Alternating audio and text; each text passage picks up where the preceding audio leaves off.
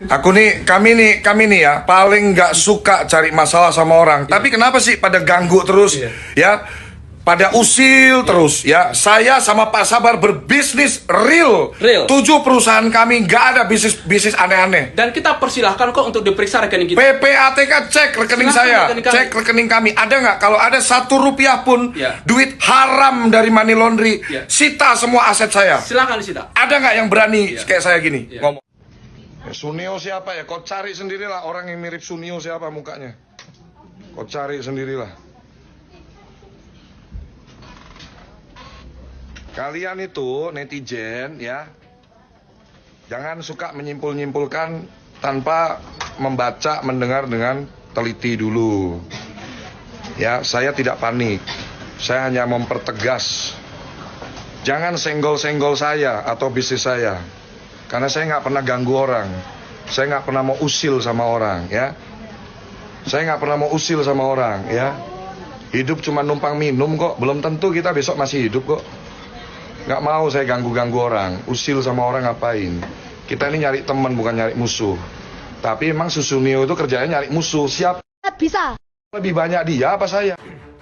Halo Sobat Fakta 5D, ketemu lagi dengan 5D yang terus mengabarkan fakta viral seputar selebritas tanah air dan terus saja bikin berita.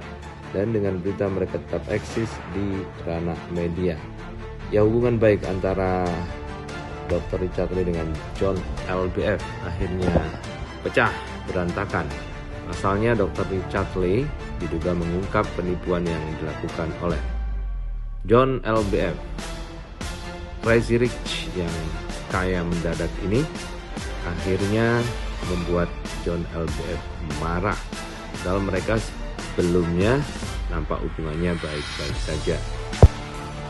Hal itu dipicu oleh Dr. Richard Lee yang tiba-tiba mengundang seseorang yang mengungkap penipuan yang dilakukan oleh John LBF sebesar 1,8 miliar dalam podcastnya.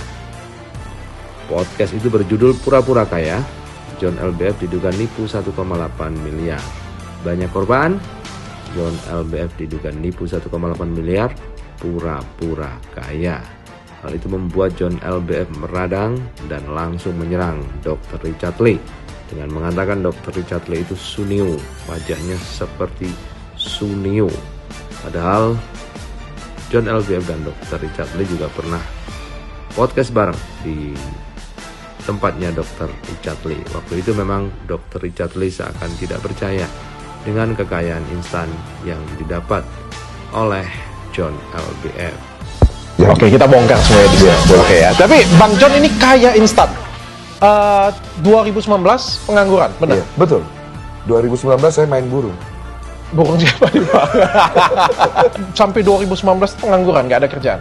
Jadi sempat kerja di Astra saya. Ya memang nggak logis sih Bang, kalau misalnya kerja 2-3 tahun tiba-tiba jadi sultan, jadi kaya Bang. Nah, menurut Abang kayak gimana Bang? Perusahaan saya, High Five ini, core-nya di pendirian PT.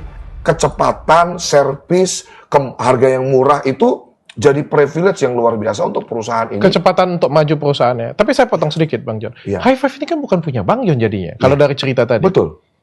Sekarang sudah milik saya. ini kan agak aneh ya. High Five ini bukan punya Bang John. Bang John sendiri kerja di sana. Yeah. Dan ini kan Bang John masuknya juga pada waktu pandemi awal-awal. Kalau sebagai owner nggak akan jual. Nggak akan mau kasih ke saya. Bang John. Ada ya. ceritanya nanti. Mau jual dan Bang John juga dapat duit dari mana untuk bisa beli? Saya nggak beli. Oke. Dikasih cuma-cuma. Itu saya masuk, Pak Sabar melihat kinerja saya yang all out itu kan, ini bukan perusahaan saya, tapi sense of belonging saya tinggi.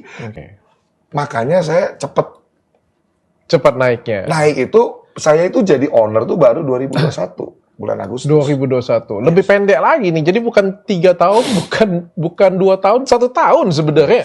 Jadi seperti sekarang. Tapi saya nggak begitu percaya dulu. Dan memang Dr. Richard Lee ini suka mengungkap sesuatu. Dr. Richard Lee memang orang yang sangat tidak percaya dengan sesuatu yang tiba-tiba instan dan tidak melalui proses. Karena maklum dia seorang dokter yang berproses dalam pendidikan dan kebesaran usahanya. Karena itulah dia selalu curiga dengan sesuatu yang instan. Akhirnya sambil mengundang itu dia pun bertanya Dan kemudian dia ingin tertantang untuk membuktikan apakah memang benar John LBF ini kaya, guys.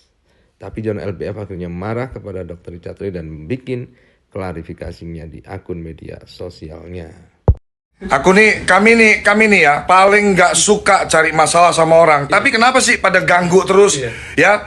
Pada usil terus ya. Saya sama Pak Sabar berbisnis real. 7 perusahaan kami nggak ada bisnis aneh-aneh. Dan kita persilahkan kok untuk diperiksa rekening kita. PPATK cek rekening saya, cek rekening kami. Ada nggak? Kalau ada 1 rupiah pun duit haram dari money laundry, sita semua aset saya. Silakan disita. Ada nggak yang berani kayak saya gini ngomong? Ada nggak yang berani? Ya, kok kalian itu kita ini selama ini diam-diam. Ya, kita ini sabar-sabar ya. Ini bulan puasa, kami menghormati yang lagi berpuasa ya. Kok disenggol-senggol terus, diganggu-ganggu terus, diusik-usik terus. Ya, kayak hidup lu udah paling bener aja. Kau kan pernah cerita sama aku, katanya usahamu semua itu, klinikmu semua itu pajaknya apa? Ayo, kau udah keceplosan kan ngomong sama aku kan? Katanya klinikmu semua itu pajakmu kayak gimana? Udah suci kau hidupmu, ha? Makanya klinikmu kan namanya bukan kamu, kau pinjam nama orang itu. Kau Lagi ini. pula gini, saya sampaikan juga ya ke mantan-mantan ex ya. Saya harus sampaikan juga di sini karena udah disampaikan di podcast juga. Mantan-mantan ya komisaris Pt Mas Indonesia, saya tahu rahasia perpajakan Anda. Tetapi karena saya memegang namanya integritas, saya tidak akan mempublikasikan itu. Catat baik-baik. Saya tahu bahkan dimanapun Anda punya hutang saya tahu. Ya, aset Anda di mana? Hutang Anda di mana? Saya tahu. Tetapi karena saya sebagai konsultan pajak yang memegang teguh integritas, bahwa saya tidak akan mempublikasikan itu. Catat baik-baik itu. Ya. Kok panik? Bukan panik. Aduh, kau ini netizen, tolonglah. Jangan apa, kalau kamu tiba-tiba tuh baru masuk ke live ya, terus tiba-tiba bilang kok panik. Coba gini nih, kalau kamu gimana? Kamu dihina orang, direndahkan orang, kita udah diem, diusil-usilin, diganggu-gangguin, diserang terus. Orang sabar ada batasnya, bos, ya. Orang sabar itu ada batasnya. Ya, kamu lihat dong, aku kerja keras gimana. Setiap hari aku live, setiap hari aku posting. Aku nggak punya admin, aku posting semua sendiri. Ya, Instagram, TikTok, saya benar-benar motornya perusahaan-perusahaan saya semua. Saya bukan cuman sales di sini, saya owner. Ya, kalau dibilang saya ini cuman karyawan, dulu saya karyawan, sekarang saya owner. Ya, dulu saya karyawan betul, sekarang saya owner. Gitu loh. Kalian ini kalau mau belajar, ayo belajar. Saya cuma lulusan SMA. Beberapa waktu lalu saya diundang ke Pekanbaru, ngasih seminar di hadapan ratusan dokter dan profesor. Perpajakan dilarang menginformasikan ke pihak manapun. Ya, karena ini menyangkut kerahasiaan perpajakan dan sangat jelas diatur di dalam undang-undang. Ya. Oh, bayar pajak om, Gundulmu itu kami ini perusahaan yang paling taat bayar pajak. Ya. Saya pun sudah lapor SPT dan sudah bayar pajak. Ya, di pasal 34 ya, mungkin yang podcast kemarin ini kamu harus dengar ini. Di pasal 34 sangat jelas di sini dilarang mengungkapkan kerahasiaan wajib pajak yang menyangkut masalah perpajakan pertama tentang SPT. Anda memposting status SPT seseorang tanpa persetujuan. Dan kamu harus baca di pasal 34 ini, maka ini akan masuk ke pidana karena mengungkapkan kerahasiaan seseorang tanpa persetujuan.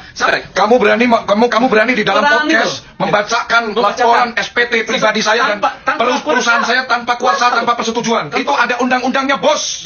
Dan ini bisa dipidana. Dipidana itu. Yang mempidana itu bukan saya, tapi perpajakan. Ini pasal, ini perpajakan ini bukan hanya perdata biar kamu tahu ya.